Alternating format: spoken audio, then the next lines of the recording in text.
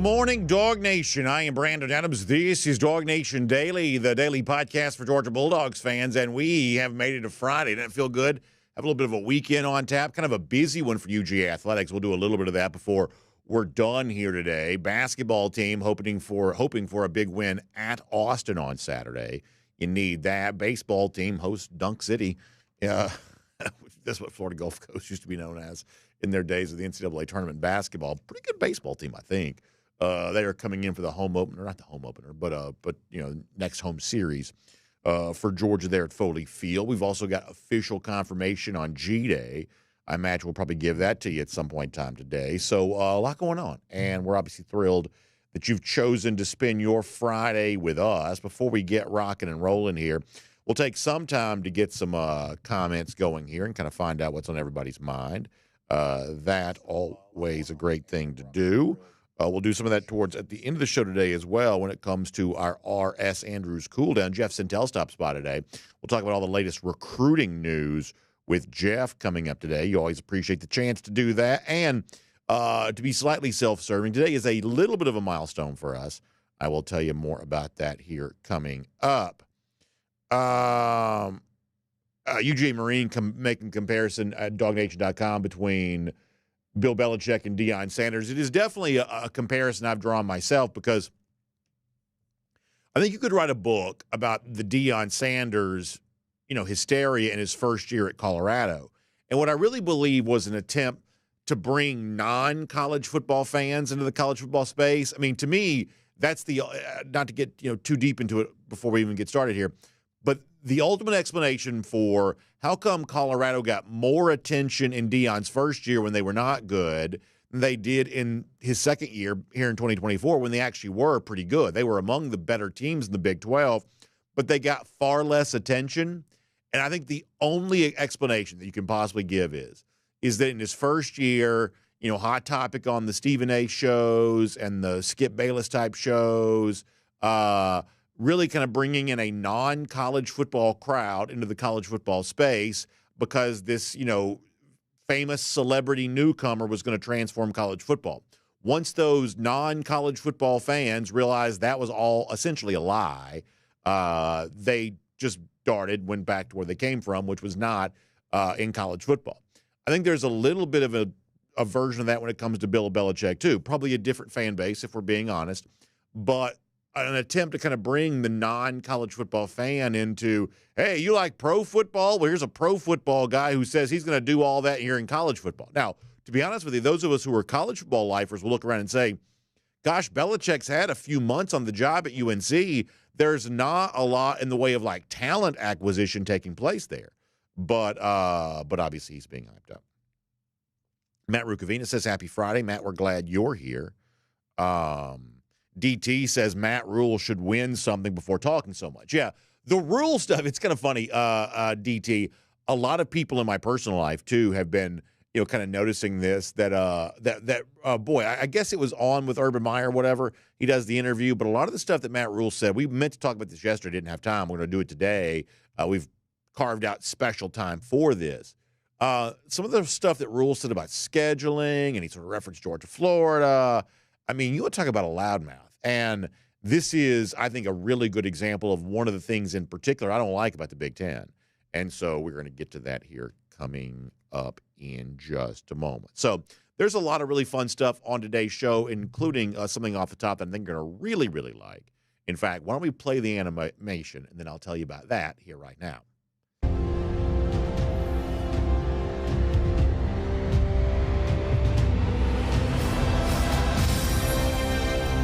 Good morning, Dog Nation. I am Brandon Adams. This is DawgNation Daily, the daily podcast for Georgia Bulldogs fans presented by Kroger. And I feel like we do this every year, and frankly, I make no apologies for it. Anytime former dogs hype up current dogs or dogs on their way to UGA, there's something about that that's sort of always fun. Today on the show, we'll give you an example of that. One defensive lineman on his way out of UGA thinks one of the guys stepping in to take his place could have a very bright future. And we'll also talk about why I think that's perhaps even more meaningful than just kind of a cool quote from a beloved former player about a exciting incoming freshman. We're going to give you that today. Also, DawgNation's live coverage of the NFL Scouting Combine continues. And, listen, I say this all the time.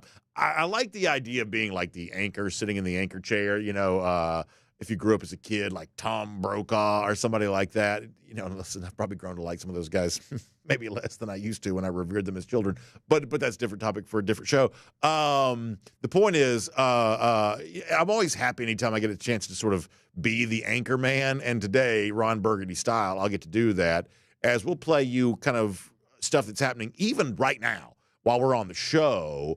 Action taking place in Indianapolis. Our Mike Griffith and Kaylee Mansell are on assignment covering that for us there live. And so as Dominic Lovett and Arian Smith and later on Trevor Etienne, as they speak today at the NFL Scouting Combine, we will let you hear what they have to say. That taking place while we're doing the show makes it feel like kind of a real show, kind of a news show. This is not TV, but we're going to closely approximate that a little bit today, and we're thankful to be able to have that chance. Also, a lot happening with UGA recruiting. Jeff Sentell stops by to talk to us about that today. So we're jam-packed and fully loaded and excited about heading into a weekend where I'm sure you're just like me, plenty going on there. So let's relax, talk some Georgia football before we get going with all of that. It is DawgNation Daily, the daily podcast for Georgia Bulldogs fans, presented today by Kroger, and it begins right now. Today's episode of DawgNation Daily is brought to you by Kroger, fresh for everyone. Presented by DawgNation.com. This is DawgNation Daily, the daily podcast for Georgia Bulldogs fans. Here's your host, Brandon Adams. If you'll allow me to be self-serving here for just a second, I have to celebrate the fact that today is a little bit of a milestone for us. Y'all don't care about stuff like this. Sometimes it kind of means a little something to me just because I'm sometimes shocked about how long I've been able to do this program, how often and frequently you all have allowed me to do this program for you. Today is the 2,400th edition of DawgNation Daily. Today is episode 2,400. For whatever reason, I like the round numbers. It always kind of looks nice when you see it sort of pop up there on the screen. So we've been doing this now for quite a while, 2,400 editions of this program. And I just am so grateful. I've never done probably anything in my life except for being married, and now being a good, I guess, dad too. But now I've never done, away from like family, I've never done anything in my life as long as I've done DawgNation Daily. And so it's kind of cool to be able to sit here and do this. And hopefully we got many thousands more in us. We certainly are going to try our best to do that for as long as we possibly can. So thank you so much. 2,400 editions of our program today. We celebrate that milestone. And it's kind of interesting. One of the things that we have done for many of those 2,400 episodes, especially this time of year, is it's a little bit of a plot device for us, if you will. The former Georgia player leaves, and on his way out the door says, boy, wait till you see this guy coming in behind me. I make no apologies for this. This is fairly simplistic. We're not going to win a Pulitzer Prize for this. We're not seeking out these awards. We don't do four-year consideration stuff around here. This is just sort of for fun. We like when former dogs hype up current or future dogs. It's just kind of a fun thing. It sounds good.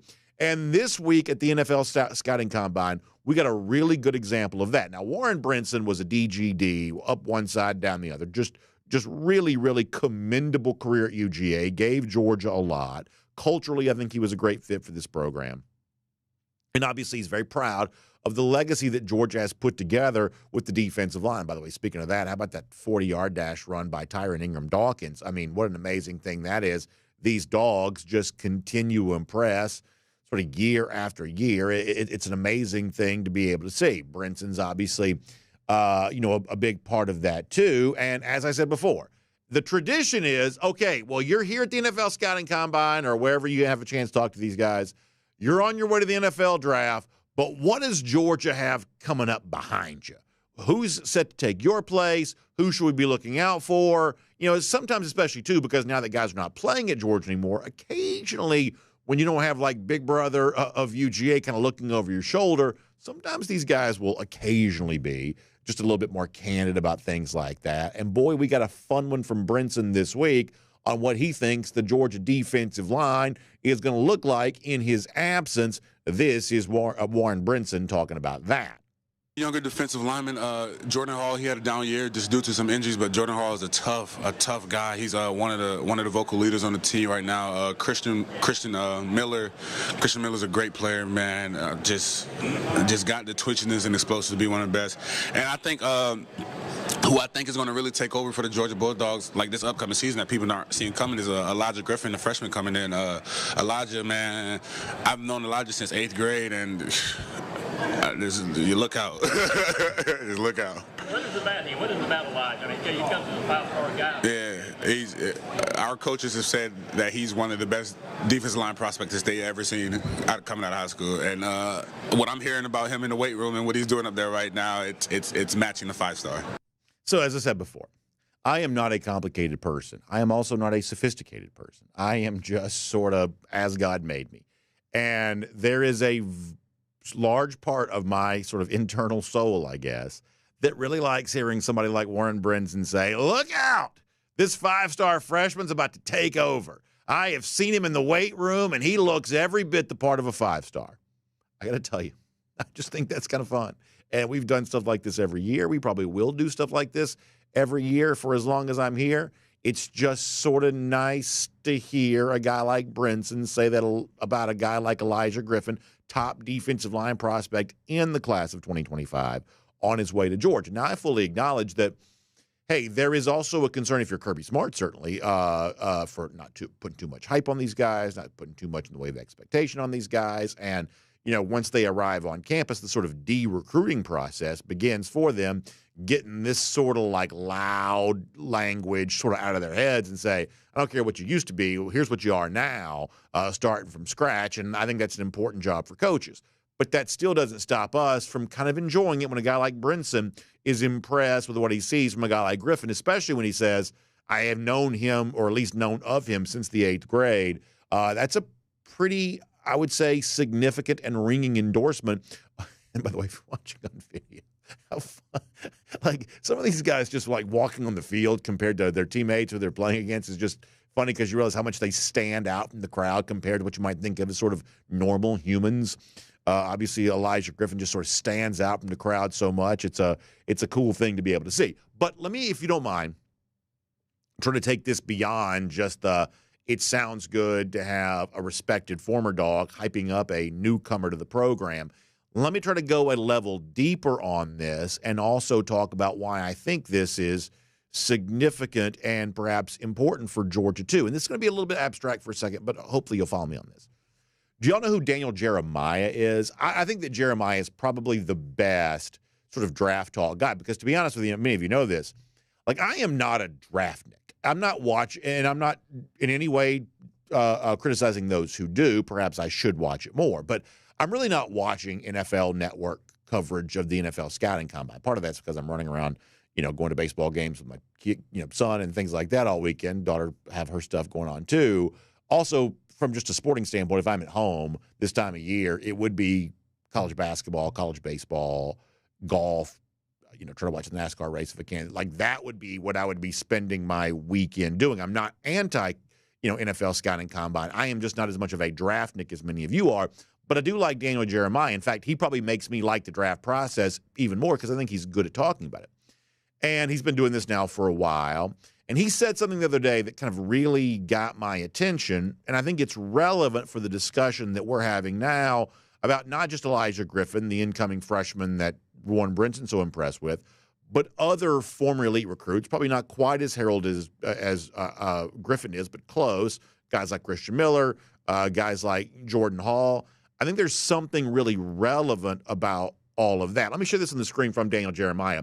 This is what he says about this year's NFL draft. So these would be players who were in college football this past fall. Jeremiah is saying on X the other day that last year at this time, I had potential starter grades on 12 defensive tackles coming out of college football for the last year's draft. He says this year I have 24 of them. He says it's a ridiculous amount of depth at the position in this draft class. So in other words, what Jeremiah, who I like from the NFL Network, says is there are twice as many starter-level defensive linemen, in his opinion, in this year's NFL draft compared to last year. So what does this mean for Georgia? Well, let's talk about this for a moment.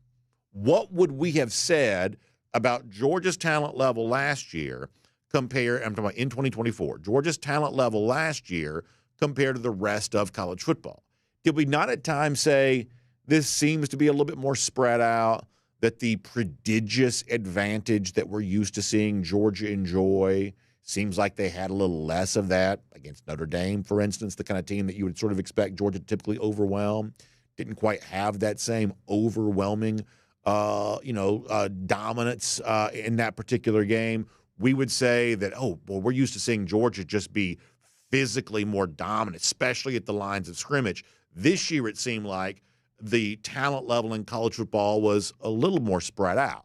I would say that Jeremiah's post on X supports that point of view, that when you looked at college football this past year, spread out across the country, you saw 24 NFL starter level defensive linemen. When you got that kind of talent clashing along the lines of scrimmage, the sport is going to seem like it has a little bit more parity. It is going to seem like it's perhaps just a bit more balanced. But in a normal year, you don't have that same level of elite defensive line talent. Big athletes are scarce. And in given year, you may have you'll never have enough of them spread across the sport, but in a given year, you might have more than others. But in a normal situation, those guys are going to be pretty hard to find. So if in 2025 on the college football field, if we're kind of reverting back to what might be a little bit more of a normal distribution of defensive line talent, then the fact that Georgia does have an incoming freshman like Elijah Griffin, you could add an Isaiah Gibson into that, a returner like Jordan Hall, a returner like Christian Miller, then all of a sudden, in kind of a normal year for defensive line talent across the sport, then perhaps the advantage that Georgia has had with defensive line will become more pronounced because there may be less of them across the sport, according to Jeremiah's analysis, and therefore the fact that Georgia seemingly has so many, once again, that could cause Georgia to rise to the top. Does that make sense? Are you following me on that? So, in other words, when you've got a guy like Griffin coming in, that may be more than just great to have a five-star being hyped up. We may see a return to what is normally true in college football, that's a rare talent indeed. And when you pair his outrageous talent with the experienced talent of a Miller and a Hall and the like, a second-year player like Joseph Jonah Ajonye, boy, how important could he be for UGA? Then all of a sudden you may see, not 2021, you may never do that again. And maybe not Jalen Carter, you may never do that again. But could you see a little bit of a return to form for Georgia and its defensive line here in 2025? I would say the possibility of that is quite strong. Now, one of the ways you get there is you've got to develop these guys and make them the absolute best they can be. I think that Georgia's in good hands when it comes to this because I think few are better than Trey Scott at doing all of that. And, back in New Orleans for the Sugar Bowl, our Connor Riley had a chance to catch up with Trey Scott to kind of talk about the development of guys like Miller and Hall and Joseph Jonah Ajonye and some of the same ones that Warren Brinson was just mentioning. And in the story right there at the end that Connor wrote, he had a really cool quote from Trey Scott that I think is really relevant here. Hey, Elijah Griffin, he's going to take over college football, according to Warren Brinson, speaking somewhat, I guess casually. He's going to take over college football. Y'all better look out for him. But how do you make him the best that he can be? Hey, Christian Miller, coming back for Georgia, huge deal. But how do you make him the best that he can be? Joseph Jonah Ajonye, year 2. How do you see the big step up from him? Well, Trey Scott talked about that. Let me show you this on the screen here. He says about all these guys, and I love this quote because Trey Scott, there's a meaningful way that he has of speaking. He says, I'm looking forward to seeing what happens, but you got to put some action behind that potential. Okay, so that is a perfect sort of next step in all this discussion. Elijah Griffin just throwing weight around right now in the weight room. Warren Brinson says, I love what I've seen.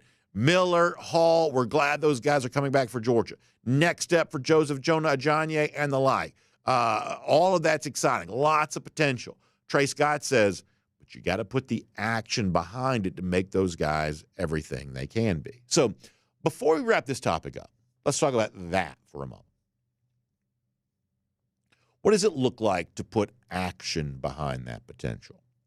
What does it mean for Georgia to take these talented players and make them into more than they otherwise could be? Because ultimately that's what oftentimes gets put on display at the NFL Scouting Combine. I mentioned Tyrion Ingram-Dawkins and his amazing 40-yard time run. The other stuff, linebacker-wise, Smile Mondon did a broad jump yesterday, clean over the roof. I mean, when you see the performances and you hear the interviews and even the private interviews that take place with NFL teams, the guys that come through Georgia, obviously, at least in my eyes anyway, come out better on the other side than they went in. And I believe that is the human embodiment of Trey Scott's quote of, you got to put action behind that potential to get them to be everything they could be. So what does that mean? You know who Chris Sims is? Another NFL analyst here for a moment. Sims is, what is he? It's Phil Sims' son, right? Chris Sims is Phil Sims' son, I believe that's right. Yeah, that is correct. Works for NBC Sports. You'll see him on the Sunday Night Football broadcast sometimes. He'll also do his sort of podcast within the NBC Sports family. And he was at the NFL Scouting Combine. And he was talking about, they're actually talking about Malachi Starks. But in talking about Malachi Starks, Sims describes, and there's a word we have to bleep out here, but Sims describes, what it is about the Georgia players that always impress the NFL scouts at the NFL Scouting Combine. So if you want to know what Trey Scott means when he says put action behind the potential, Chris Sims on NBC Sports this week, I think, described that perfectly. Take a listen to this. Well, all NFL people like Georgia guys. They like Georgia guys. Georgia guys have been coached. They've been coached like NFL players. That's the thing. They got Kirby Smart, who's like, hey, you, you're doing that wrong. Yeah. NFL coaches love that, right? Because they go, oh, hey, he can take a little, talking to at times where, we can get on him and he's not going to crawl into a shell and be ruined for the rest of the practice. Yes. So that's Sims this week on his podcast, live from Indianapolis at the NFL Scouting Combine, I think describing well in a very, colorful manner what makes Georgia Georgia. And you can pair that, even though Sims is talking about Malachi Starks, you can pair that with what Trey Scott says when he's like, hey, we're going to put action behind the potential. Well, guess what? That's what Georgia's about to do. Trey Scott's about to lay hands on Elijah Griffin. And maybe the potential that Warren Brinson says he sees in Griffin, maybe that can be fully unearthed. And maybe more experienced players like Jordan Hall and Christian Miller, maybe they're ready for that there as well. A name I keep coming back to, Joseph Jonah Ajanye, maybe he's ready to do big things. Another hotshot incoming freshman like Isaiah Gibson, maybe he's ready to kind of step in and play a role for Georgia here this year. Defensive line in college football last year seems like it was pretty robust. There were kind of a lot of them, according to the more expert minds out there. In a given year, though, sometimes that's a little bit more scarce. But Georgia seems to have a lot of potential playmakers at that group for 2025. If Trey Scott can bring out the best in them, that could pay big dividends for Georgia on the field this fall as well. My name's Brandon Adams, and this is DawgNation Daily, the daily podcast for Georgia Bulldogs fans, presented today by Kroger. We're happy to have you with us on the program today, however you get to us. By the way, we got live coverage of the NFL Scouting Combine in the moment as it happens, coming up in just a couple of minutes. But prior to that, let me say thanks to everybody who's joining us here today. I'll give you a reminder. We mentioned this the other day. We know that we had a little bit of an issue with our Apple podcast player. We know that's a problem. I don't think there's an issue on Spotify, but we have had a little bit of an issue with Apple. We believe we have a remedy for that, and we are working to get that. This is so boring and so tedious, and you don't care. But kind of under the hood, there's a couple of things that it relates to, like coding and all this kind of stuff that I have no interest in at all. But we're going to get that fixed, and hopefully before you know it, that'll just be all back to normal. The point is, we do DawgNation Daily every single day. So if it is not showing up where you think it's supposed to be, that means notification on video, popping up in your podcast feed. We're always doing the show, so if it's not showing up for you, something has happened with like the big tech overlords and the mechanism for delivery. So you can always come seek us out if you're not seeing the show where you expect to find it. And if we ever have a glitch or an issue, we're working to get that done. So Apple Podcast folks, just keep that in mind. Or if you know somebody who's an Apple Podcast subscriber, maybe let them know that as well. For now, though, let me say thanks to our friends at Kroger who make the show possible. And let me say thanks for everything you do to give us more time, more money for the things we enjoy. I mentioned this earlier. My weekend's outrageously busy. I mean, it's essentially, and so many of you are the same way. I have a 13-year-old and a 9-year-old. So the weekend is essentially just an extension of the work week. It's just different kind of work. And I love it, all of it. I wouldn't take anything for it. But the point is, the idea where, we're going to be kicking back and relaxing. I don't know what stage of life I'll be in when I'm kicking back and relaxing on the weekend again. But it ain't this weekend or any of the weekends for the foreseeable future. But the point is, time is precious, and Kroger wants to give me more time back. And one of the ways it wants to do that was with the Kroger Boost membership opportunity. The reason why is because, hey, we got to have groceries. You want, good food in your house. Well, instead of having to sort of drive to the store, which obviously can take time, as a Kroger Boost member, Kroger can deliver that to you. And as a Kroger Boost member, you can get that for free. You can also stop in store and do the free pickup as well, which is super convenient. And as you're driving all over town, and goodness knows we are doing that these days, sort of putting up the mileage. Well, guess what? The stuff that you're already buying at your local Kroger, you save money when it comes to those Kroger fuel points. But as a Kroger Boost member, you get twice the fuel points. So it's an awesome experience. You can try it for free right now for 30 days. It's online, Kroger.com/boost. That is Kroger.com/boost for more on that. All right, we have Jeff Sentell coming up in a moment. A lot of UGA recruiting talk to get in with him. Jeff has said some pretty provocative stuff this week about the dollars and cents of the Jared Curtis recruitment. We'll talk about that. A important 5-star offensive line. We talked a bunch of defensive line earlier. 5-star offensive lineman is named Georgia among the finalists. So we'll get into some of that here today, too. A lot going on. We're going to cover all of that ground. But prior to that, let's go around the doghouse, presented today by our friends at Zagoria Law. And up in Indianapolis, NFL Scouting Combine. We've been hearing from more Georgia players already today. Interesting conversations taking place. I want to kind of feature some of that for you here right now when it comes to Around the Doghouse presented by Zagoria Law. Let me start with Dominic Lovett. Lovett, obviously, a guy who's been at Georgia, came to Georgia via Missouri, was productive there, had a good career here at UGA too, but also as a veteran presence. He had an interesting perspective and certainly an interesting vantage point for some of the, and we're going to be honest here, struggles for the Georgia wide receivers this past year when it comes to just a huge number of drops. And when you kind of total the yardage that Georgia lost offensively because of those drops, what is it, approaching 700 yards, in excess of 600 yards in total for drops for Georgia this year. That's a big subtraction otherwise from the Georgia offense. Lovett's a veteran player. He kind of knows what it takes in the SEC. And earlier this morning, spent some time talking about what these Georgia drops, the impact of them on this Georgia offense. This is Dominic Lovett talking about that. I don't really say like nothing really happened. We all human. We all drop balls. I'd probably say it was really just like a focus thing. Probably trying to make a move before you caught the ball or you didn't look it all the way in. The smallest details can have like the biggest impact. So I'd probably say that we just didn't hone in on the small things on certain balls that we dropped as a group. So I think it's kind of a matter-of-fact assessment. I mean, listen, if you've ever played sports, obviously none of us are perfect. You mess up. And when you mess up, sometimes there really is no good answer of how come you dropped the ball. I don't know. I guess because catching gets hard.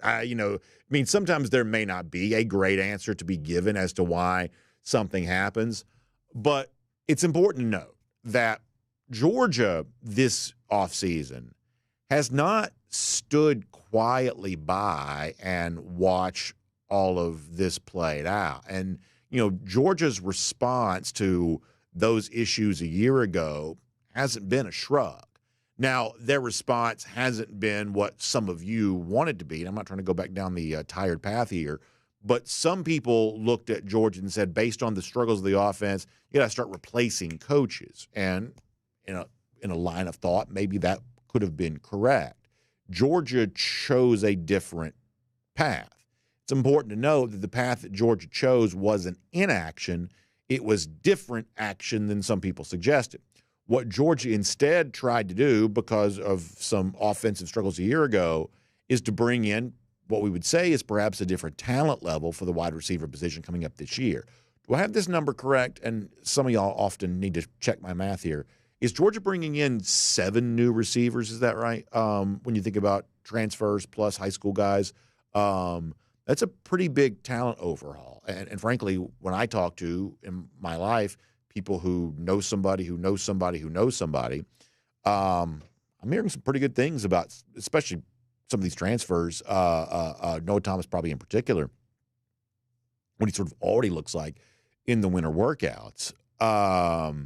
That Georgia has clearly attempted to upgrade its talent at the receiver position so that future Georgia wide receivers aren't forced to address drops when it comes to the NFL scouting combine. Now, another receiver that also spoke this morning, too, is Arian Smith. Now, Smith is in an interesting spot because he's been pretty buzzed about even outside Georgia. There's a story at CBS Sports the other day looking at Arian Smith and the fact that because he is so fast and really has kind of world-class speed, because he is so fast that he has a chance to maybe run the fastest 40 time and kind of change his NFL draft fortunes. Now, I believe that Arian Smith's going to have an NFL career, but Smith really has the potential here to change his NFL draft fortunes because of how fast he might run. But that also comes with a certain degree of pressure with it, too. And I thought Arian Smith was interesting in speaking about that. This is Arian from earlier this morning. I feel like I slept good last night, but I mean, pressure. It brings out the best of you. So I welcome pressure. I'm not here to duck pressure or in any way. So I'm here to compete at the highest level and show that I compete at the highest level. So I'm excited to run for sure. So my coaches are timing me, but they're trying to hide the times, make sure I don't get too big head or I don't know my time, and I'm competing. That I'm competing against myself, and don't worry about anything else, and everything else take care of itself. I feel like it's hard to set goals here. I don't want to say something and y'all expect that, and I go out there run it, and I'm not reaching expectation. But I definitely set my goal pretty high for the 40 and everything I do here. So I'm excited to compete tomorrow and looking forward to that. So I have almost no ability to relate to what Arian is talking about there. I can promise you this: if I ran the 40-yard dash, you'd have to measure it with a calendar. So speed-wise, I have no idea what Smith is thinking about. But the one thing that I do kind of have an intuition about is I am imagining this is probably a very special level of pressure, because in most things in sports, you get off to a bad start, you can correct yourself as it goes on. I'm guessing a 40-yard dash is not that way because, listen, a lot of these guys that go through training, I at least know about this, even if I don't have any personal experience with it. A lot of the training you go through for a 40-yard dash thing is, you are as fast as you are, but your technique can give you a better time, how quickly you get off the block and, things of that nature. I mean, one tiny flinch in the wrong direction cost you 1/10 of a second. And in the case of a 40-yard dash where 4.2 is blazing and 4.4 is normal, we're talking about a 1/10 of a second being the difference here. That seems pretty pressure-packed. I mean, as I said, I have no human ability to relate to this because I've never done anything fast in my entire life. But in the case of Smith, who obviously is fast, but the technique that you run it makes it even better, I would imagine that is kind of a unique level of pressure. So we're rooting for Arian, who anybody who's ever played with Arian will tell you, one of the most popular players among the teammates, among the locker room, that's going to come through Georgia. So hoping for the best for him as he has a big day here coming up. Now, listen, his NFL resume is going to be based on, he plays a lot of special teams. His NFL resume is going to be based on a lot more stuff than just his 40-yard dash time. But obviously, for a guy who did have his drop issues, things like that, he can certainly change the conversation around himself by how he goes out and runs today. We'll see how all that takes place. All right, that is Around the Doghouse.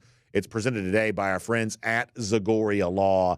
And we love Zagoria Law because, it comes to expertise. I told you before, I have no expertise when it comes to, 40-yard dashes and running and things like that. But if you want a certain level of expertise in life, one of the best things to do is to focus on a narrow kind of area, kind of by narrowing your focus. Oftentimes you have a chance to broaden your reach. That's really what our friends at Zagoria Law are all about. They have focused on a very narrow aspect of personal injury law. And by focusing on that very narrow thing, they've become great when it comes to expertise in that and providing you with the opportunity, the compensation you think you deserve. If you've ever been bitten by a dog or harmed by a dog in any way, owner not taking proper care, negligent, that's like any other personal injury situation, that if you've been injured in one of those moments, well, you feel like you deserve proper compensation. And that is what our friends at Zagoria Law are going to fight for you. They literally wrote the book on how to win these types of cases, and that knowledge they're going to put to work for you to get you what you feel you deserve. They want to fight for you on that. So if you've been bitten by a dog that wasn't yours, somebody you love has a similar story, you've just been injured, knocked down, something like that. These, stories are in the news all the time. If you've been victimized in this way, then, get the compensation you deserve. The pain and suffering, the obviously medical costs, so much can add up on that, and Zagoria Law wants to fight for you. So 833 GA dog bite. Dog spelled conventionally, G-O-D-O-G. I just spelled dog wrong, so to give you an idea how smart I am. 833 GA dog bite, that's D-O-G, or online, ZagoriaLaw.com. That's Z-A-G-O-R-I-A. I didn't spell that wrong. Z-A-G-O-R-I-A.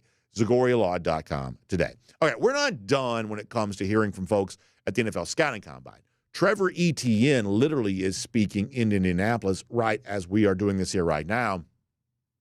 If he gives us something interesting, we'll give that to you on the show today. Also, this is like a real show.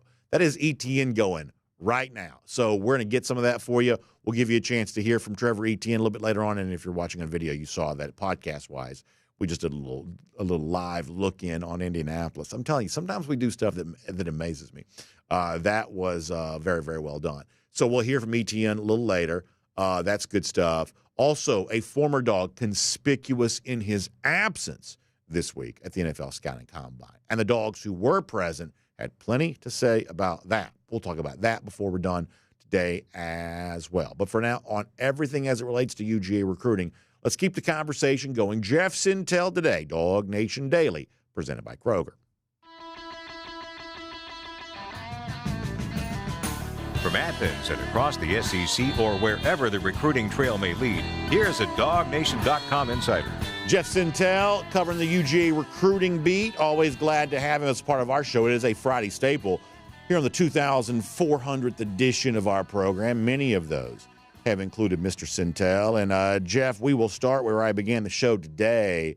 Elijah Griffin, Warren Brinson in press saying, look out, going to take over, looking the part of the five-star in the weight room. As I joked, we've done many and many a topic around stuff like this. We love when the former dog praises the future dog, and Warren Brinson certainly delivered on that. You've been to Savannah. You saw Griffin play. You talked to him plenty. What can you say to, I guess, amplify what Brinson's assessment of Griffin was at the NFL Scouting Combine? Good morning, Brandon. Yeah, that's keep playing the hits, right? Former dog praising a future dog, current dog. That's going to be a winner chicken dinner every Friday afternoon, every Friday morning. Brandon, let's just keep throwing on the praise on Elijah Griffin. It's funny, Brinson has known Griffin for quite some time, and he was kind of the one that bird dogged Georgia onto Griffin when he was really, really young. Warren had kind of checked him out. Obviously, it's the same high school program that he came out of. He was at Savannah Christian for a little bit before finishing out his career with his last couple of seasons at IMG Academy. But I'm going to give you a good one to chew on this morning, man. There's a theory that I've heard, you like to call it people who know people who talk to people who know people. There's a theory that maybe outside of even Christian Miller, he might be Georgia's best defensive lineman this year by midseason. That's the type of prospect he has, the number one consensus. Brandon, sometimes these recruiting services like to move these guys around and move the ball so they can get intrigue about who's number one.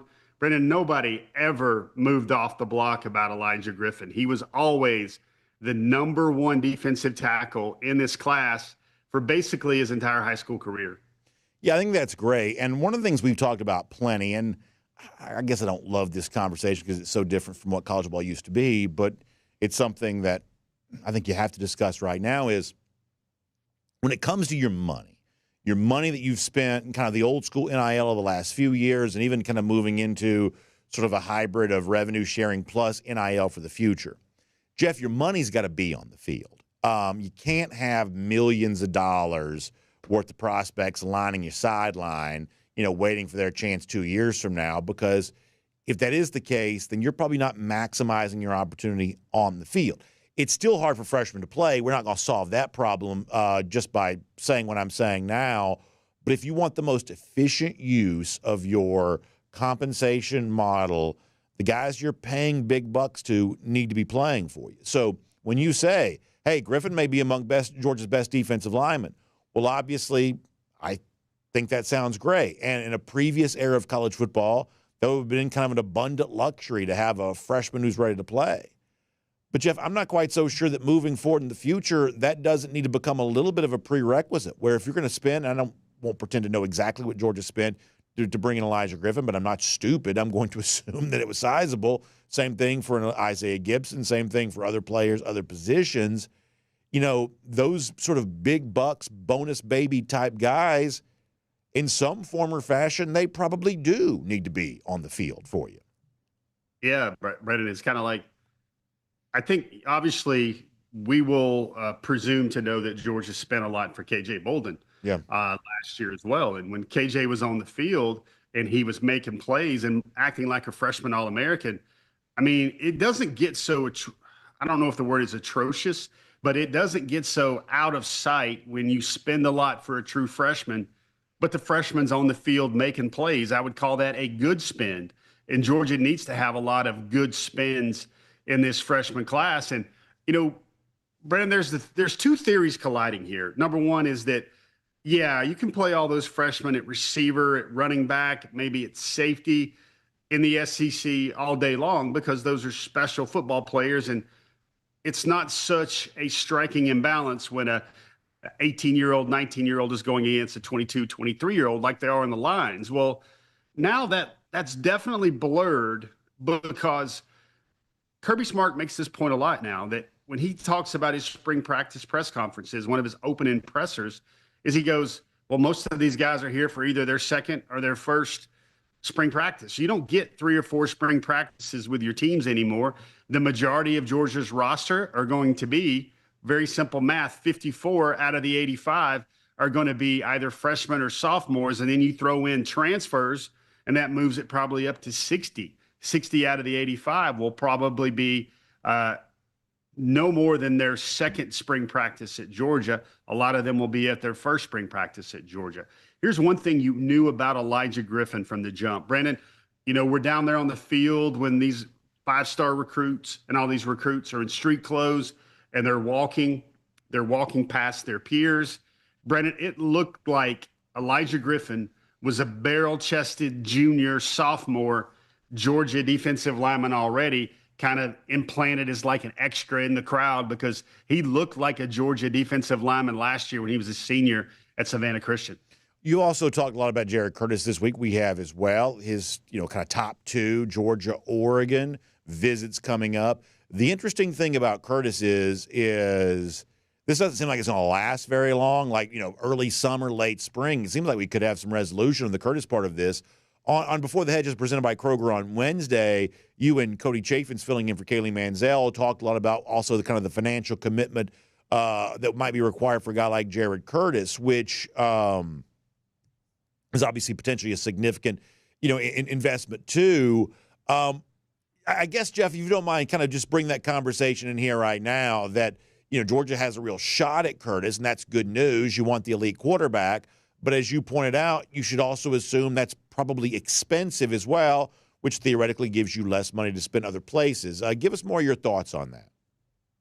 Yeah, Brett, it's kind of like, let's say you're going grocery shopping or you're out to dinner and, you got a family budget. You can only spend X amount of money, and you spend a great chunk of that for something you're not even going to eat at the meal. You're going to bring it home and put it in the freezer or put it into leftover town for a couple of days or so.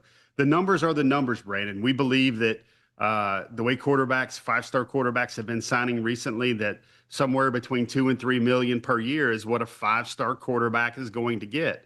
I mean, we saw that with Nico Iamaleava. We saw that with Faison Brandon, now the Tennessee commitment. We see that with obviously the Underwood gentleman, Demetrius Underwood, that came in and joined Michigan in this last cycle, man. So it is a spin. And here's the raw numbers of it, Brandon, to kind of flesh out that theory. The number is supposedly 13.5 million for Georgia. That's the 20.5 million minus the 2.5 million for new scholarships lopped off. And then the SEC football programs are expected to take 75% or so of that remaining figure. And that's about 13.5 million, about 14 million, Brandon. Are you really going to tell me that it's fiscal sense with your revenue sharing cap that you're going to pay a freshman quarterback literally 25% of that 13.5 million? That's almost 20% if you go the full three there, more than 20%. So, and that's not even paying your starting quarterback. That's your freshman quarterback. That's where I think things are getting really interesting. I'm keen to notice that you noticed what I did, is it seems like Curtis is moving deliberately because he wants the other school in the running in his final two to have some kind of legway and kind of some runway to figure out, okay, when they move on from Curtis, when Curtis gives them the nod, where else do they go? And it's going to give them a lot of time. And Brandon, I know you're very keen on all social media happenings. You were your entire news team.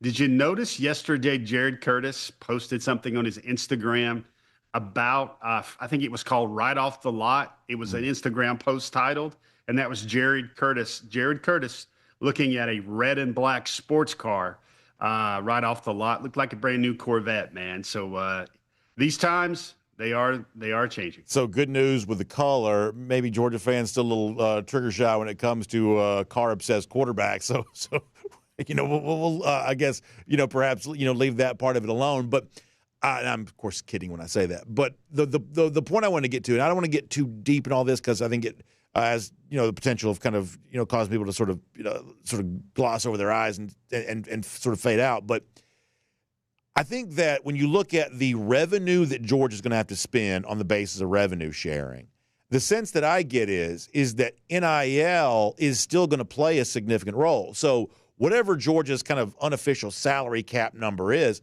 I'm assuming in actuality it's far higher than the, as you say, somewhere between like, say, 13 and 14 million. That would be the percentage of the, revenue sharing that comes directly from Georgia. In fact, in the case of Oregon, I know they're gearing up for this. You probably saw that this week. We haven't talked a ton about it yet. But the Oregon state legislature is proposing a law that would allow NIL deals in that state to remain confidential. In other words, Deloitte, the company that's been hired to examine NIL deals in the future to sort of measure their market, I guess, worth. Are these in keeping with, what NIL deals should be, the market value?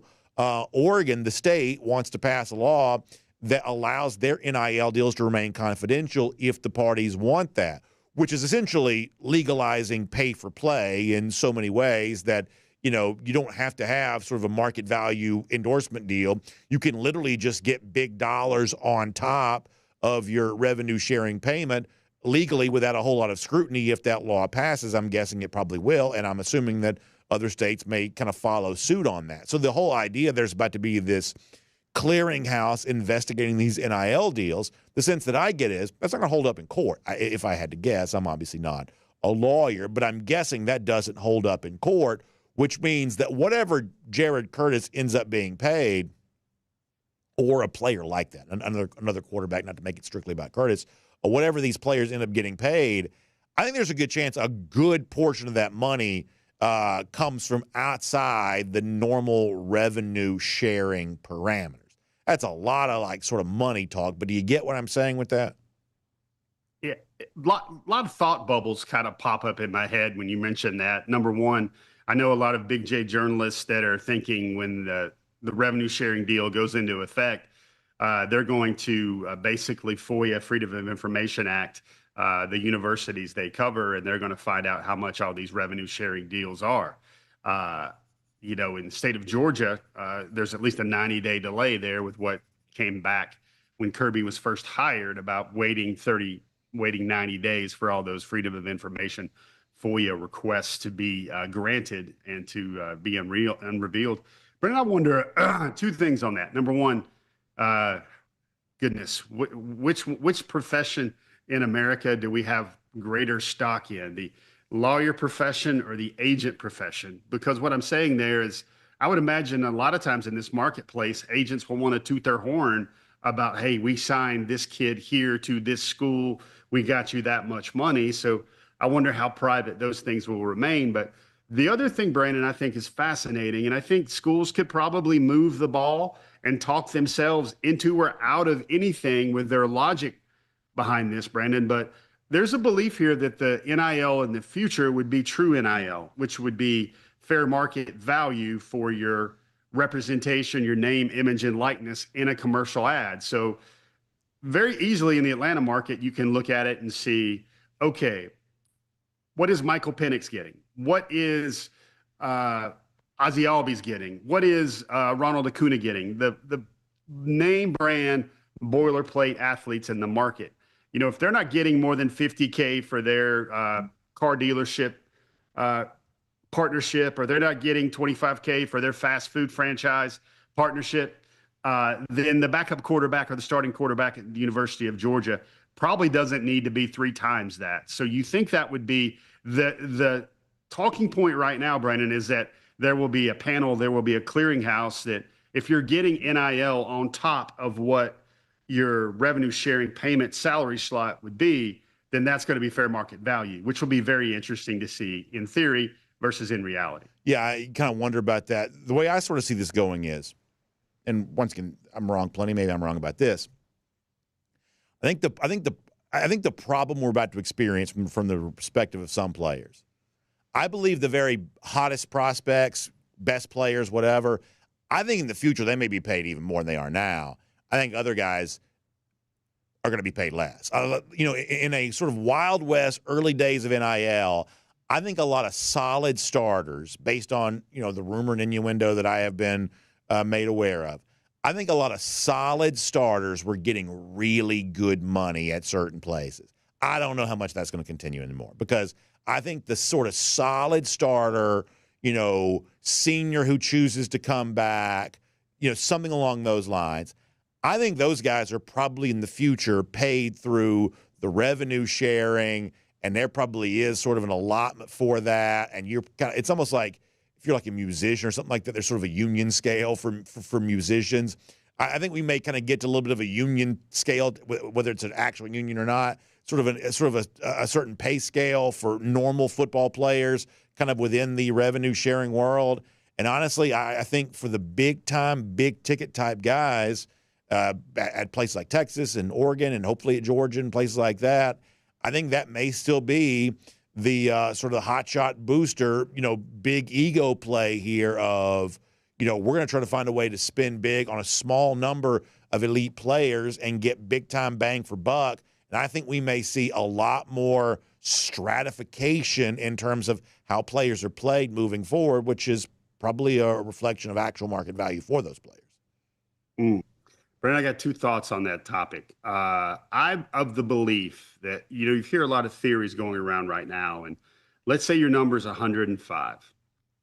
I'm of the belief that you're going to try and pay your top 35 players, 40 players in your program as much as possible, like maybe even 10 million, 11 million of that 13.5.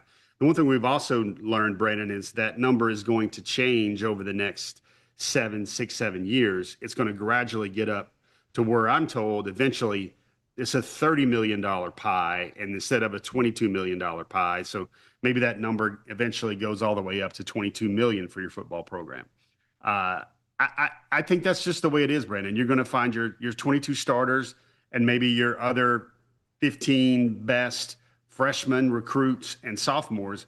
And then a school like Georgia is going to sit there and say, okay, we found a lot of Dan Jacksons, Chris Smiths, Javon Bullards, Chaz Chambliss. We found a lot of those types through our process, and we've kind of, through the Georgia way, the practice structure, the development bubble there in Athens, we're going to get solid SEC starters out of those guys. I think that's what's going to happen. And then here's another thing for your tinfoil hat theory of the week, Brandon. I'll tell you, man, I have noticed a lot of times, you know, sometimes when you've been covering this beat as long as you have, and you're like, Never heard that before. Never seen that before. I'm going to file that away. Brandon, I've never heard recruits, when they unravel the pitch from Georgia, I've never heard recruits say, Ryan Mosley's a great example out of Carrollton. He says, well, the pitch from James Coley is, I'm going to be receiver full-time. But then he's also being recruited by the defensive side of the ball in Travaris Robinson. And T-Rob says, yeah, but we want you to learn the defense because in dime situations and third down situations and nickel situations, we might want you to play some safety. Mm-hmm. Interesting, Brandon, because I've heard that with more and more recruits. Like Tyree Green's another great example. The Ty Boogie guy, Buford, who's punt returner, kick returner, played some corner, played some star, played some safety, played some linebacker, played some running back. If you're wanting to be Kirby Smart, which is a Terry College graduate, and if you want to be Kirby and you want to say, hey, let me outthink everybody. Let me do this 4D chess, underwater chess, where everybody else is playing checkers. Or if you're going to have to stretch your numbers, amount of players, why don't you start getting guys that can play multiple positions? Yeah. Hey, Travis Hunter showed it. He could do it at certain spots where you can, it's okay to pay this kid $1 million a year, but he's going to be our starting cornerback and maybe our third team receiver, vice versa. I think the spend and the stretch is something I've never heard before, where Georgia is telling these elite recruits that we can see you helping us on both sides of the ball. And Brandon, I think that is kind of the talking point they're giving recruits now about the mission statement in Athens is we're going to find a way to stretch our talent across our depth charts because we have a smaller slice of pie. We got to fit all these numbers in. All right, very quickly, because I've kept you for a long time and I want to be respectful of your time. Let's do kind of a big overarching thing here for a moment. You had a good story this week at Jay Lamar, good-looking running back from down in Colquitt County. A fascinating story for him, certainly an inspiring one. So he's out there for Georgia at the running back spot. You know, the five-star offensive lineman Jackson Cantwell. Looks like Georgia's going to get an official visit for him. That's another very contested recruitment here right now.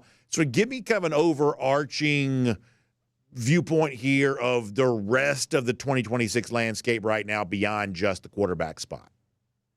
I think it's concerning, Brandon. I guess you would say that because going into this cycle, if you said Georgia's needs to do one thing and one thing only, it would be quarterback future and offensive tackle future. I would probably, since I'm a big advocate of Ryan Montgomery, the freshman signee, I would say offensive tackle was more important than the quarterback spend. And now you see Jackson Cantwell, he has dropped his top 6 a while back, but he's dropped his official visits. And it's Miami, it's Michigan, it's Missouri, it's Oregon, it's Georgia. Brendan, a lot of those schools are going to push a lot of chips into the table when it comes to NIL spend. Now, Georgia is an outlier. Jackson Cantwell does have Georgia as a longtime school he's always liked, but he's also retained the services of an agent. And it's come to the point, Brandon, where you even see it happening with the quarterback position. It's come to the point now where it's like Cantwell could give Georgia a discount because he likes to fit the development, the track record so well, Brandon. But the discount is going to be a different term of discount than we've seen before, Brandon. That's going to be 1 point something, even on a discounted rate for a guy like Jackson Cantwell. Again, that's very hard to do, Brandon. And we got to at least pull back in the quarterback stuff here because you've seen Georgia continue to recruit a young man sending out social media edits. He hears from Georgia, Landon Duckworth, a lot in Jackson, Alabama. He's kind of a dual threat quarterback out of small school, Alabama, lower Alabama type stuff. And his team's actually LA, playing we call that. We call that around here. We call that LA. He's from LA. LA. I gotcha. And so his team is actually playing in the Alabama High School State Basketball Championships this week. He's a tremendous athlete on the court. But Brandon, Georgia also offered a young man out of Texas. Now he's a little undersized. He's not that 6'3" prototype like Curtis. He's more like 6 feet, 6'1". But he's a Texas state champion in a big boy classification. He completed 70% of his passes. He threw 47 touchdowns and ran for 16 scores, Brandon. So you see already Georgia is not going to get off on the wrong foot with this class like last year. If number 1 choice and number 2 choice aren't available, then they didn't put all their eggs in their one basket. They're going for a lot of places. And the Bentley kid, Brandon, I've been looking at him for a while, wondering if Georgia was going to pull the trigger because that's a good Georgia fit. And that's a guy that's listen, the Georgia way would be breaking news to say that the 5-star quarterback signee is going to come in and start his freshman year. So feasibly, fiscal sense, that makes a lot of sense. One other note about the offensive tackle front, Emmanuel Iheanacho, the 5-star offensive tackle out of Maryland, he has now moved Georgia off of his official visit list. And now that, for all intents and purposes, that makes that a Maryland, Oregon recruitment there as well for the number 2 offensive tackle in the country. And all of a sudden now Georgia probably needs to see Cantwell, maybe a hard sign. Ian Chaco is also off the board. So that's a hard sign. So you look at it in this day and age, probably was a good thing that Georgia was able to get Juan Gaston, who was rated late in the cycle as a 5-star by some services, to be the future offensive tackle going forward. All right, Jeff, marathon conversation for us. And there you go. That's Jared Curtis there with the – now, okay, so here's what I'm going to tell you. I like this for Curtis, good old-fashioned American muscle. This, if you're listening podcast or radio, Curtis looking at a Corvette here. Gorgeous, by the way. Just absolutely phenomenal. I do kind of like the new build on that Corvette. But the point here is – good old-fashioned American muscle. I will take that for Curtis more so than the sort of foreign makes that previous quarterback may have preferred. I do probably like the kind of I guess there's sort of the I don't know, something about the great domestic product here, classic American car like a Corvette. I think I like that better. So I'm going to be okay with Curtis on this, despite the fact that car-loving quarterbacks not always working out great for the Dawgs necessarily. I'm okay with Curtis's love of this Corvette here because there's something just good old-fashioned American mom apple pie about that. So I'm okay with that for Jared Curtis, I believe. Well, what if he buys a red and black sports car and then still reps the Oregon University Ducks? Brendan, does that go high up on your?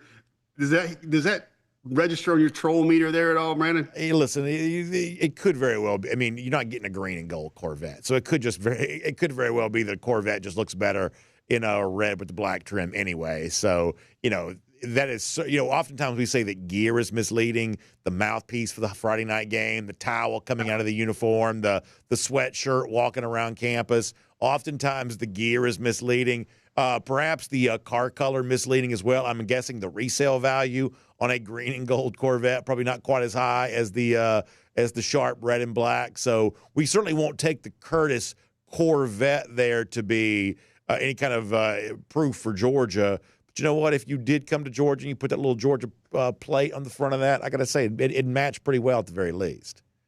Heck, Brandon, Oregon has so many colors right now. You could probably get all of Joseph's coat from the Old Testament, man. You could probably get every one of those in terms of a color scheme for Oregon. They've got white, they've got neon, they've got chrome, they've got gold.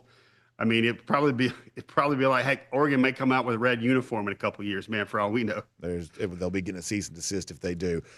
Jeff, good stuff. Thanks for being here. We'll look forward to talking to you soon. Have a great weekend. See you, Brandon. Take it easy, bud. Let's take a look around the rest of the league. This is SEC Through. All right, we've got to pick up the pace. We've got a lot left to do here. Trevor Etienne, obviously a part of a couple of huge moments at Georgia this year against the Longhorns. We're going to celebrate that with him coming in a moment. Good stuff from Trevor from today, NFL Scouting Combine. Also, our Kaylee Manziel looking a little deeper at a dog not at the NFL Scouting Combine and a bunch of dogs who weren't too happy about that. We'll give all of that to you coming up in a moment. But prior to that, let us go cruising around the SEC, courtesy of Royal Caribbean. Always a great time. Jeff Sentell going to be with us for our DawgNation cruise. I love talking to him every Friday. I know those of you who come on our DawgNation cruise, you love your chance to hang out with Jeff. Just a lot of fun.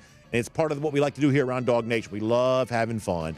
When I think about having fun, I am thinking about a Royal Caribbean cruise vacation. And it seems like every single day when I come in here, I'm talking about more and more new stuff being debuted, being delivered from our friends at Royal Caribbean.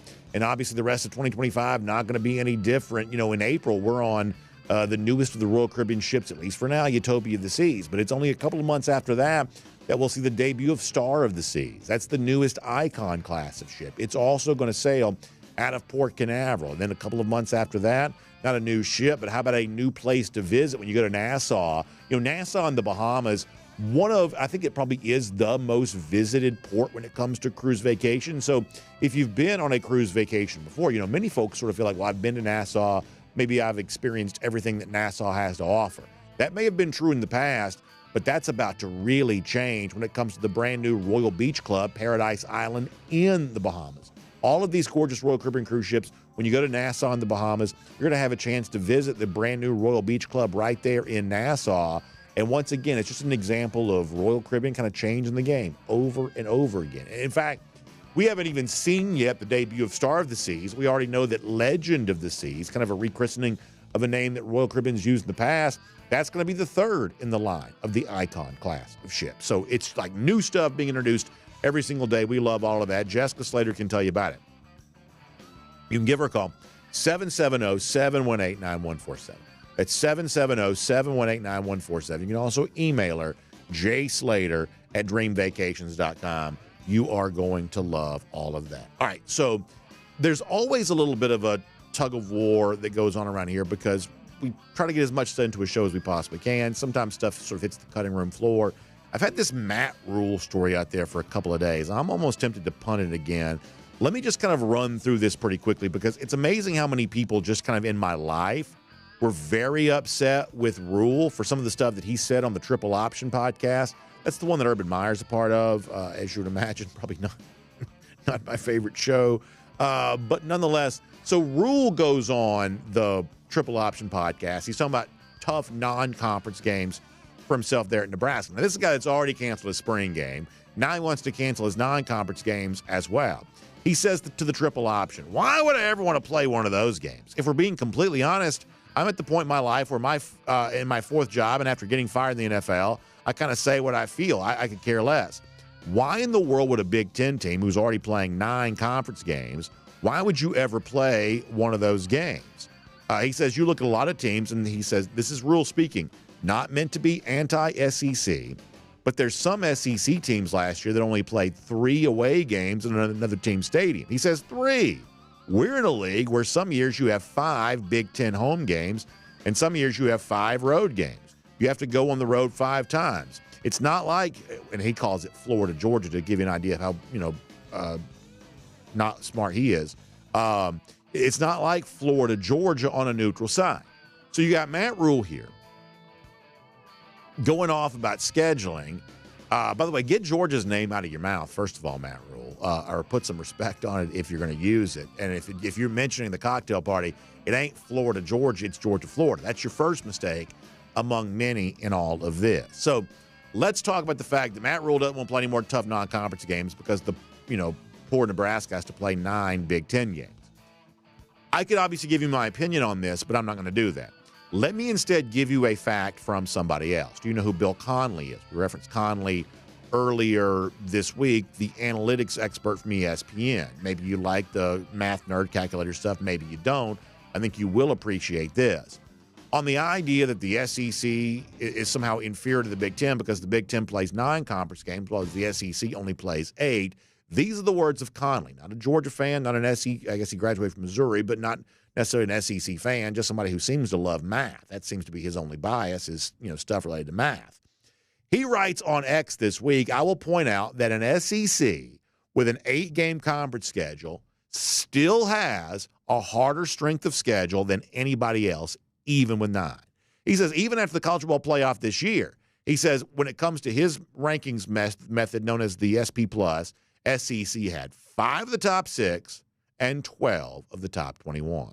So if you're playing 8 SEC games, according to not an SEC homer like me, but a math nerd calculator like Bill Conley, an 8-game SEC schedule is still tougher than a 9-game Big Ten schedule. That according to Bill Conley. So Matt Rhule is just full of it. But the reason why this matters to me is this.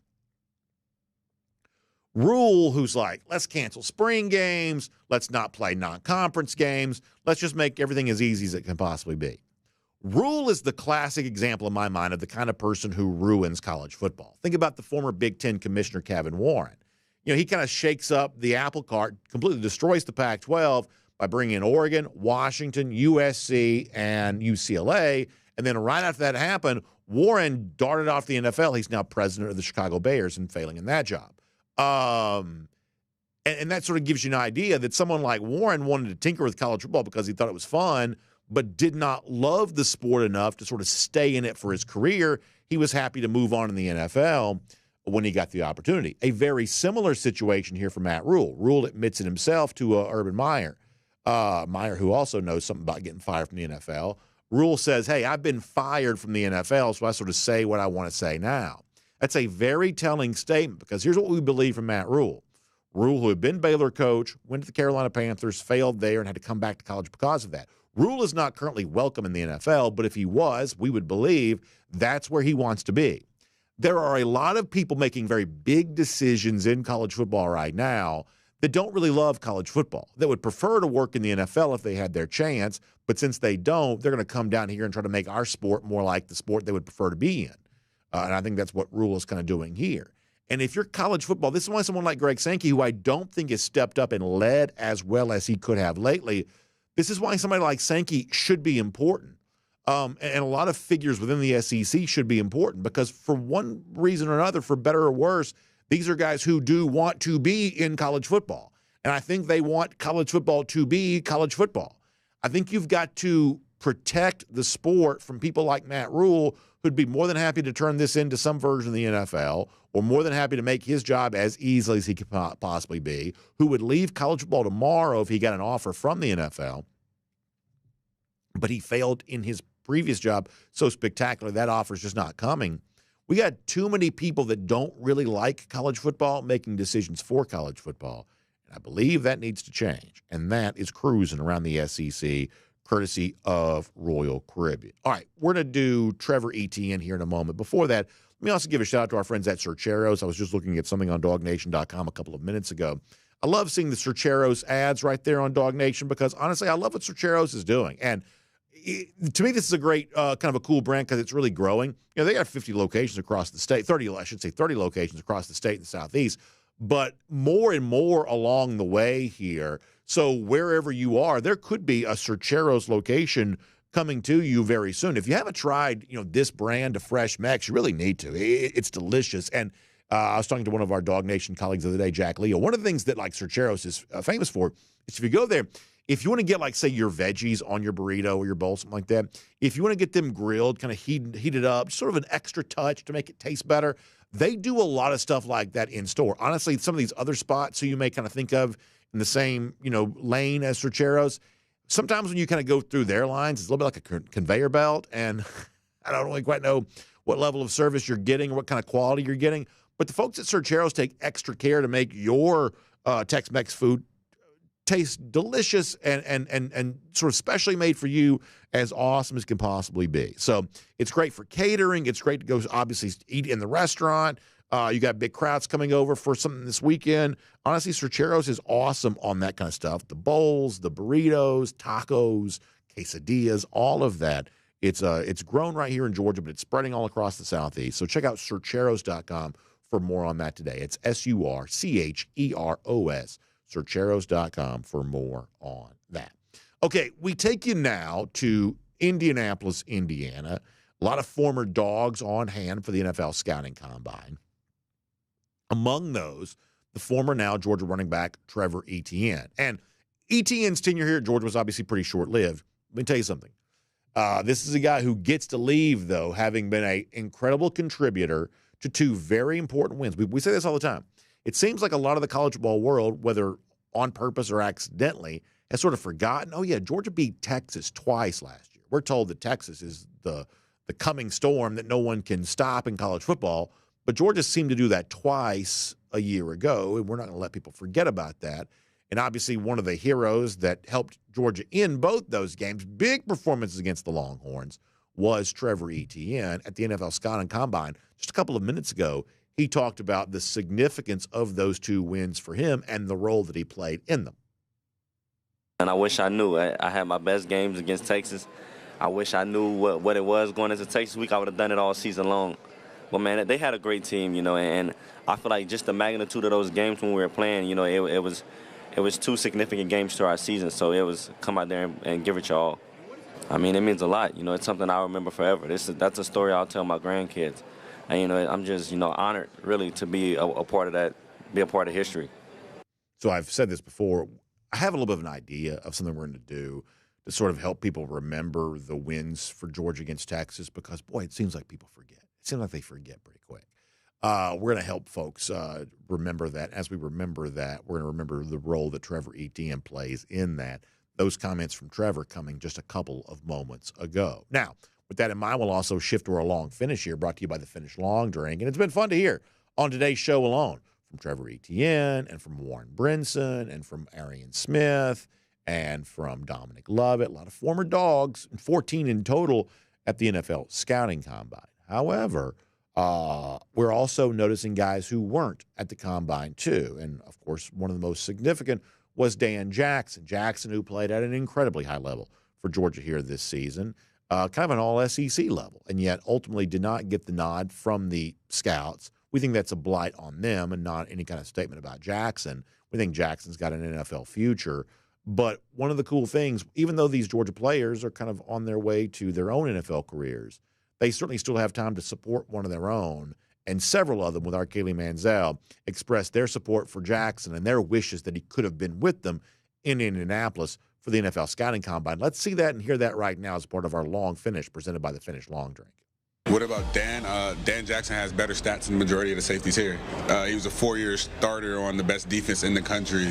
He single-handedly won the game for us against Georgia Tech.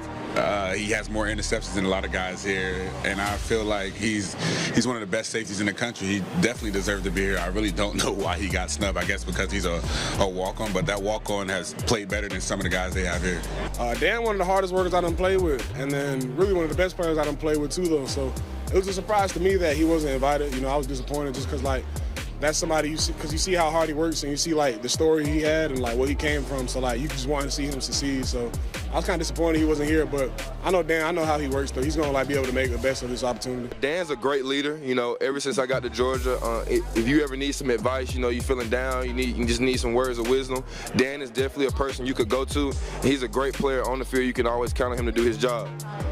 If you get Dan, you get the whole package. You know, Dan's not here. I hate it, but Dan's that guy. Like I said earlier, I learned from Dan when I first got here. Me and Dan were competing for the same job, and, you know, we ended up working alongside each other. You know, he's like my brother to this day, and I think when you look at Dan, I mean, there's nothing he can't do. He's smart, he can cover, he can get in the box, and I think he shows that. He's very physical. I think, you know, he's a gem for sure.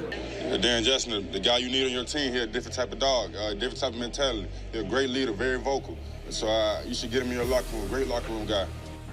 Certainly appreciate Warren Brinson and Smile Mondon, Tyron Ingham Dawkins, Malachi Starks, and then there at the end, Mikel Williams speaking out on behalf of Dan Jackson. So not at the NFL Scouting Combine, but getting a little love here in the long finish presented by the Finnish Long Drink. Now, many folks looking forward to a great weekend. We roll into the weekend.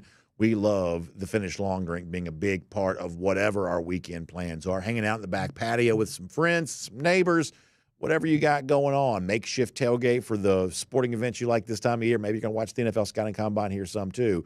Listen, the long drink goes great with it, whether it's the long drink zero, no carbs, no sugar. I probably need as much of that as I can get. A long drink, the traditional citrus, the blue can, the grapefruit flavor, the gin kick, the cranberry, the peach flavored version, long drink strong. There is a long drink variety out there for you. So go to thelongdrink.com, put in your zip code, find out where you can pick some up. Also hear a great story about how this ready-to-drink cocktail starts in Helsinki back in the 1950s when the Summer Games were there, travels to America. From there, kind of makes its way down to Georgia and has been a big part of Dog Nation now for a great number of years. We love our friends at the Finnish Long Drink. You're playing golf this weekend. You're hanging out with friends. You're watching some sports. Enjoy some Finnish Long Drink with that. You will be glad you did. Great to have the Finnish Long Drink. It's part of the Long Finish here today on DawgNation Daily. And certainly the Long Finish, putting our money where our mouth is on that for this particular show. But still more work to take care of before we say goodbye to you, starting with a golden shoe here today. Busy weekend coming up for UGA Athletics. Now, you got all kinds of athletic teams going here. I believe you have the home finale for women's basketball, softball continue. They've got off to a hot start this year. They're out there. Other teams too. But I want to give a shout out here to a couple. On the right on the screen there, you see the Diamond Dogs getting ready to host Florida Gulf Coast for a series this weekend. Foley Field's going to be looking great. Expecting nice weather. That's going to be a great time. Also, the dog face mask is back again, so you love all of that. Best of luck to the Diamond Dogs trying to stay hot this year. And on the left of our golden shoe graphic there, you see it very simple. Horns down. Georgia going to Austin. The dominance that the Dogs showed in football, trying to keep it going in basketball. If Georgia can win this one, tournament hopes we get a nice boost. Very winnable game. Dogs need to do it. We'll give golden shoes there to all the Georgia athletic teams in competition this weekend. And lousy stinking Gators on this 2,400th edition of our program will remind you that it's been 1,574 days since the Florida Gators have beaten the Georgia Bulldogs. We love all of that. We also appreciate all of you. Thanks for being with us. Have a great weekend. We'll see you back here Monday. DawgNation Daily, presented by Kroger. And on video, time now for the R.S. Andrews Cool Down. R.S. Andrews, the one you turn to for your air conditioning, heating, plumbing, and electric needs. They show up on time, doing the work that's promised, the price is promised. You can trust them on all of that. Okay, we're going to get comments here and find out what's on your mind. Aaron Dixon says the Falcons should draft both Dan and Warren Brinson. Yeah, you'd love to see the Falcons doing some of that kind of stuff. Jonathan Aaron says that Matt Rhule was also on the Pat McAfee show this week doing a bunch of talking. Not a fan. Not a fan. And I've heard from several people this week who've said I didn't really know much about Matt Rhule before this, but boy, do I dislike him. And, yeah, I mean, he has really made the rounds, and I just frankly think he's made a fool of himself. I really do. I really, really do. Porter laughing at those lousy, stinking Gators. Porter, I appreciate that. Johnny Surfdog says Dan got dissed. I hope it fuels him to work crazy hard and prove everybody wrong once again. I hope Dirty Dan gets drafted by the right team for him to have a sick rookie season. Yeah, I think he's going to have a chance to do that. I really do. And, listen, finding a role on Georgia the way that he did is a little bit like cracking an NFL lineup in its own right when you think about how many NFL players on that defense, essentially all of them, that he had to compete alongside with. So Jackson's sort of done this before.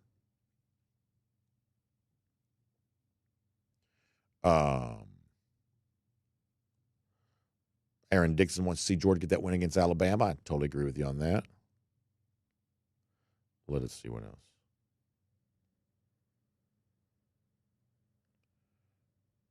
Let's see what else. Spencer Clark looking forward to Nate Frazier. I like that.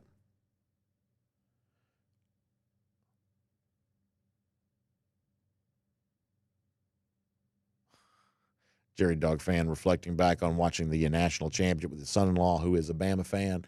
Yeah, listen, there's a lot of that. I mean, and frankly, like one of the things that makes SEC football so special is just sort of natural proximity. Tuscaloosa is only about 3.5 hours from here. Atlanta is obviously a population hub. Of course, those, Alabamians are going to do anything they can to get out of that state to get into this state. So in your normal life, you're going to run into probably a lot of Alabama fans, especially a lot of sort of newly minted Alabama fans, if you get my drift. There's just going to be a lot of those people in your life. And so there are a lot of Georgia fans who've had to watch big games with so-and-so from Bama or, wherever else. Auburn, Tennessee, South Carolina, a little bit of Tech. That's just kind of what it is here. And if you look at, what makes sports special, for a long time, Major League Baseball, hotbed in, say, the Northeast. Very similar situation in that Philadelphia, even Washington to an extent, Washington, Philadelphia, both New York teams, Boston, these are train rides. You can take the Amtrak from these cities, very close proximity, and the closeness of the fan bases and the different teams is one of the things that sort of made it feel like a hotbed. We've seen the LA Dodgers obviously really take shape the last couple of years, but conversely to that, the major league team closest to, or at least one of the major league teams closest to LA, San Diego, has also kind of risen its fortunes too. But there's a real energy in sports around proximity. And sports always feel bigger when teams are close to each other. That closeness just creates something. In the SEC, we have that. And many of you experienced that firsthand in your life.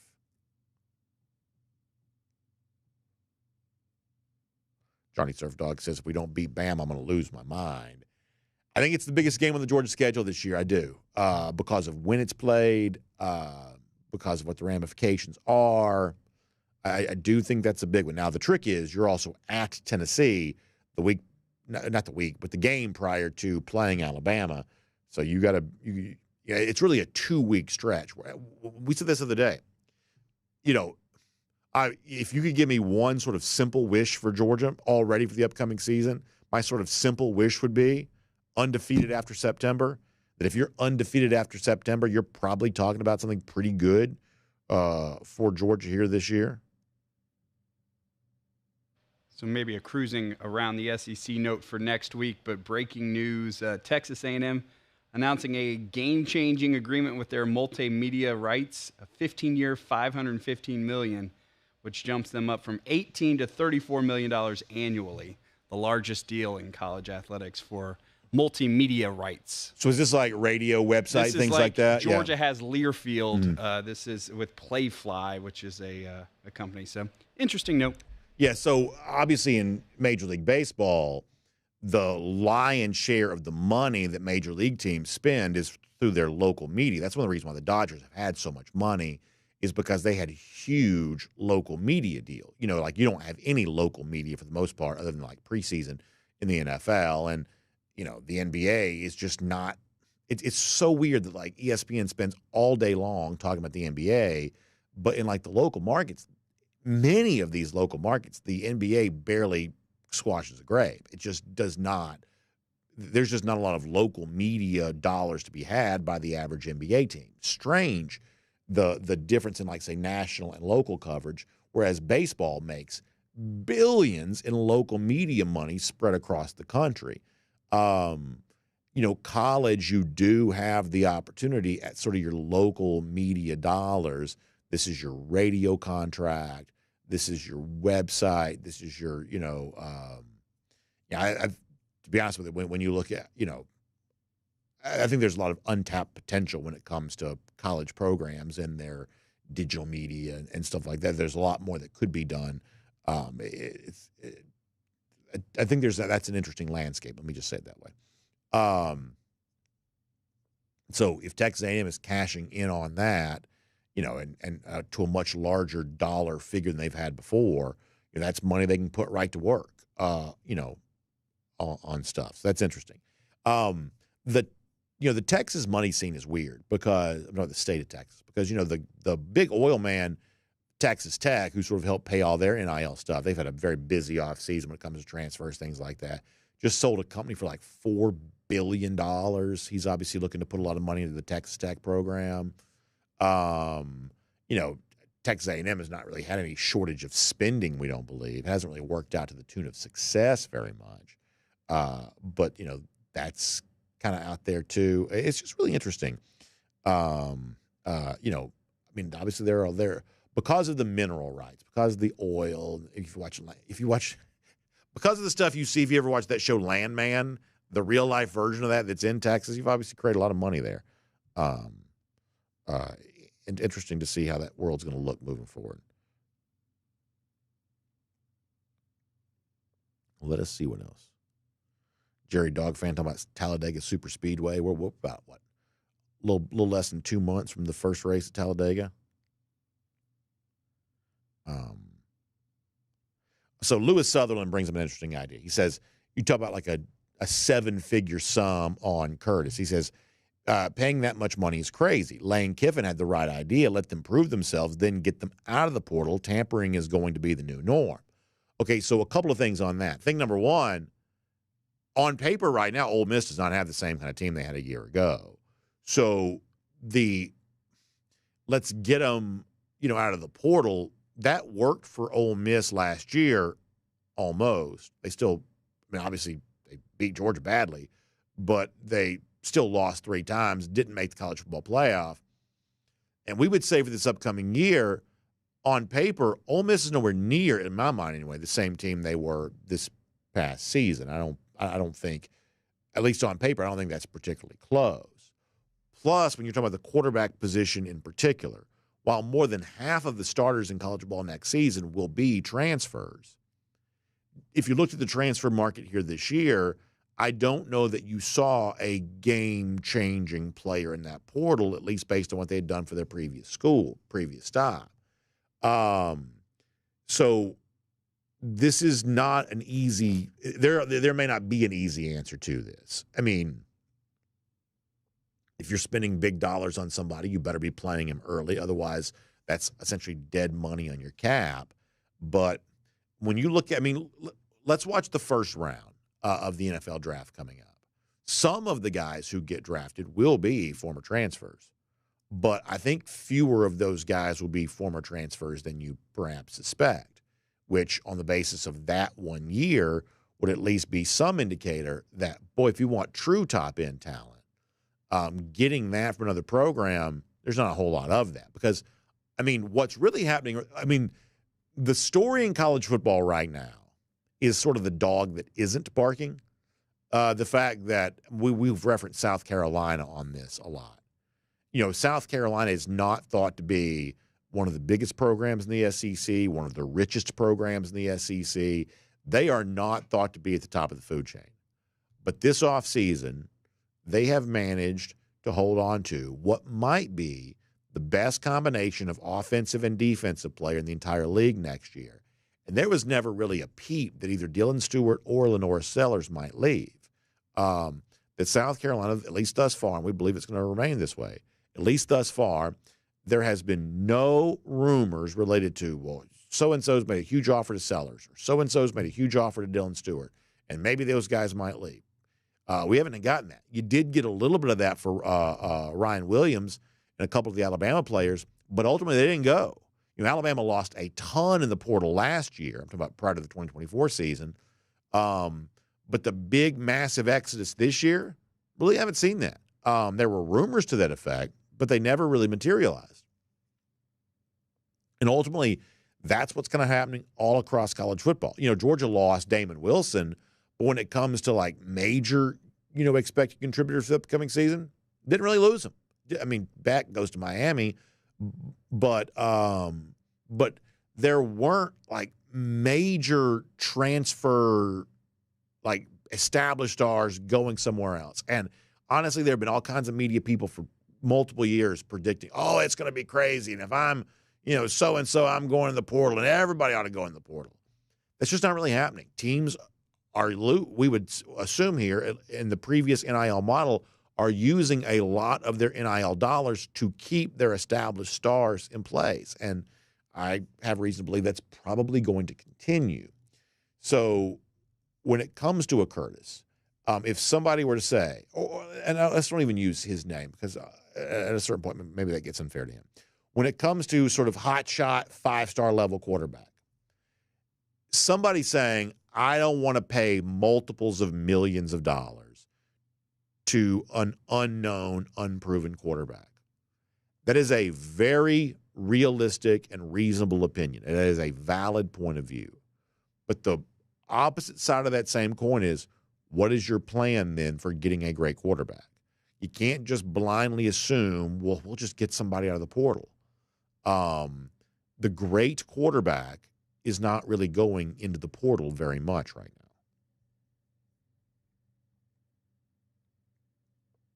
Jonathan Aaron says he saw ESPN mock draft that had Michael Williams going to the Falcons and Malachi Starks going to Philadelphia. I did see that. So both those. I mean, if Philly Eagles draft another dog, that's going to be awesome. And if the Falcons actually really do draft somebody like Michael Williams or whatever, that'd be pretty amazing as well. Garrison Duggar says the fact that, this is on DawgNation.com, the fact that Beck and Manning are the two highest paid NIL players are astounding to me.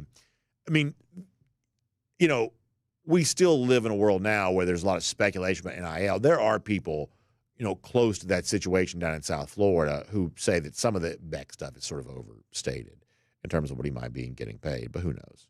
Who knows?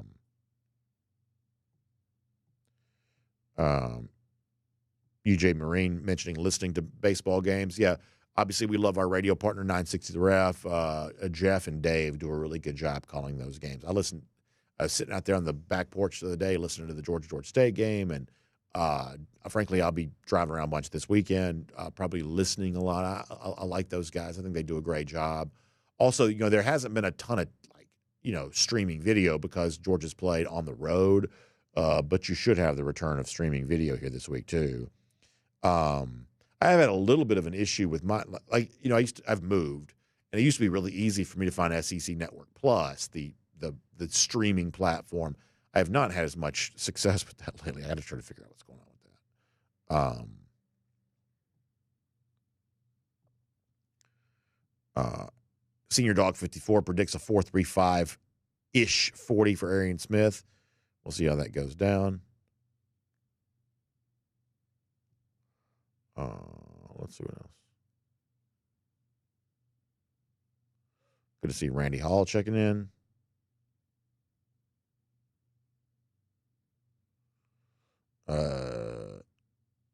Let's see what else.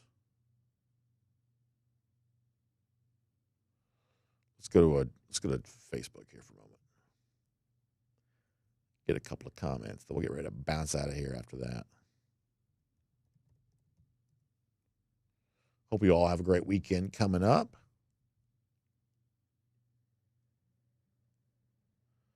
Got a lot of dogs at the combine.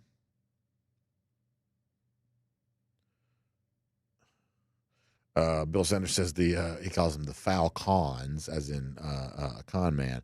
Too dumb to draft a Georgia defensive player. Oh, speaking of dumb, I guess these reports are true. The fact that the Falcons only sent, made a big show of we're only interviewing defensive players at the combine. Mike Bell and the Raven, I saw him say this on X, that it seems just really gimmicky. I think that's just true. Just so gimmicky and so just goofy like the Falcons would be. Just be normal. Is it so hard to just be a normal football team and just do normal football stuff? Like, why are you making a show of we're only interviewing defensive players? I don't know why that aggravates me, but it just sort of does. It just seems so Ken Holcomb says, by the way, watched all that math nerd stuff. He says, you and I both are married to CPAs, as well as my son is too. He was an athlete, 4-time state champion in wrestling, as well as played 2 other sports. Yeah, there you go. I mean, I think my wife might be the first to tell you that she is more than just a math nerd, but she's pretty math nerdy about a lot of that kind of stuff, I think. But no, I do get the point that you're making, for sure. I do get that, for sure. Although my wife has now ventured into a different field in the CPA world.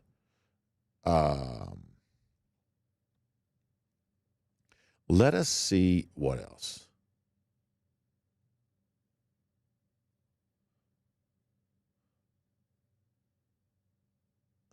Grady Darcy mentioning Georgia players who transfer. Yeah, Georgia's been pretty good at, kind of who it's lost. It's always interesting to me, though, that even some of the guys that do leave, as Grady says, not often on the 2 deep, they're almost all going to these, major college programs. By the way, many of them going to Nebraska.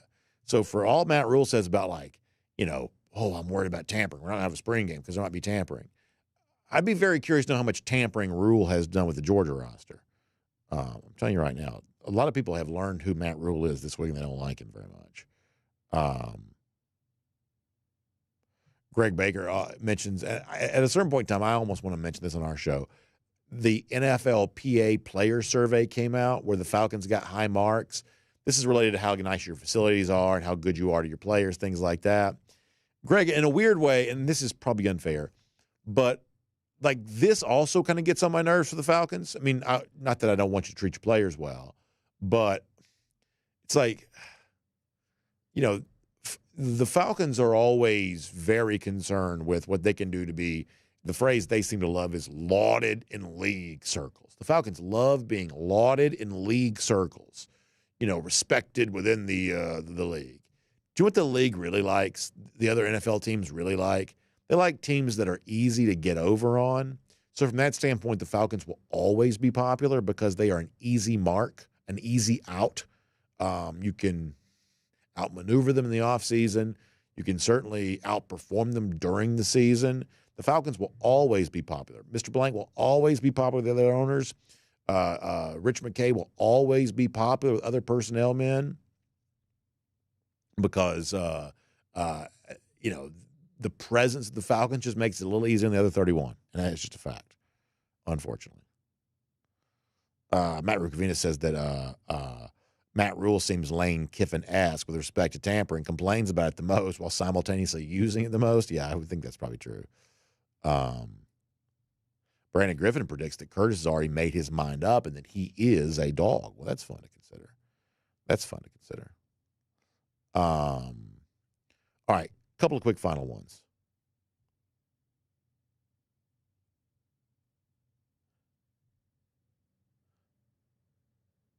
UGA Marine likes the idea of building the team from the football out.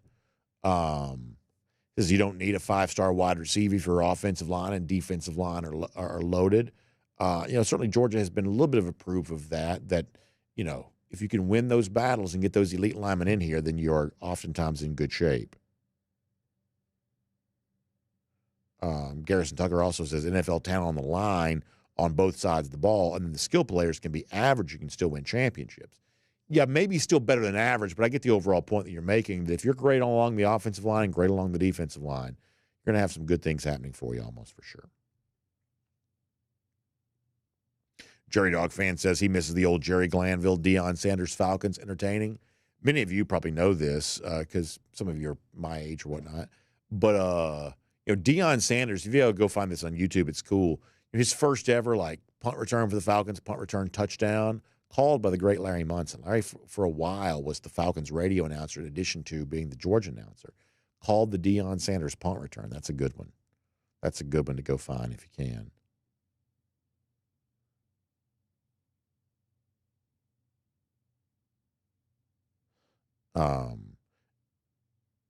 Gary Roach says he misses the way we used to do the show. So I feel like we still do that right before the show begins, unless we edit. Maybe do we edit all that out now? But I think we still do that off the top of the show. We do it live at the very least, Gary. We still do that live.